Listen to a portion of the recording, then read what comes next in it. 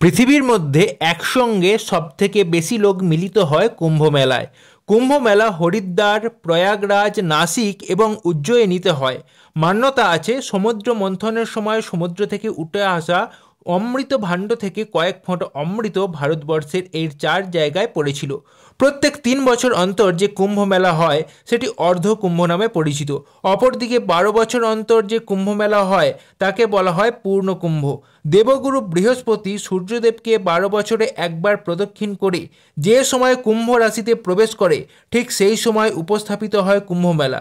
এবার 12 × 12 = 144 বছরে যে কুম্ভ মেলা উপস্থাপিত হয় সেটা হলো মহাকুম্ভ, যেটি এই বছর প্রয়াগরাজে উপস্থাপিত হতে চলেছে। এটা শুধুমাত্র প্রয়াগরাজেই হয়। মানা হয় কুম্ভ মেলায় স্নান করা ব্যক্তি মোক্ষ প্রাপ্তি করে।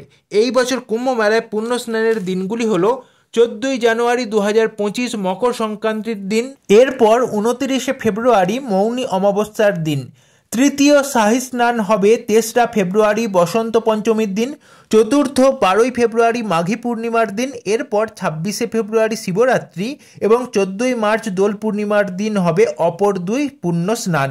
এই কুম্ভ মেলা আয়োজন করতে উত্তরপ্রদেশ সরকারের বর্তমানে খরচ হতে চলেছে প্রায় 5,000 কোটি টাকা। পুরো এলাকা দেখভালের জন্য প্রায় 20,000 লোক একসঙ্গে কাজ করবে। তবে আন্দাজ করা হচ্ছে এই কুম্ভ মেলা থেকে প্রায় 1 লক্ষ কোটি টাকার অর্থ সরকারের কাছে আসবে, যা উন্নয়নের জন্য খরচা করা হবে।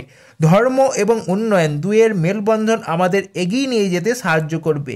মহাকুম্ভের এই বিবরণ কেমন লাগলো সেটা অতি অবশ্যই কমেন্ট বক্সে জানান, এবং আপনারা কে কে এই মহাকুম্ভে স্নান করতে যাচ্ছেন সেটাও কমেন্ট বক্সে জানান, এবং একবার বলুন জয় শ্রীরাম, হর হর মহাদেব।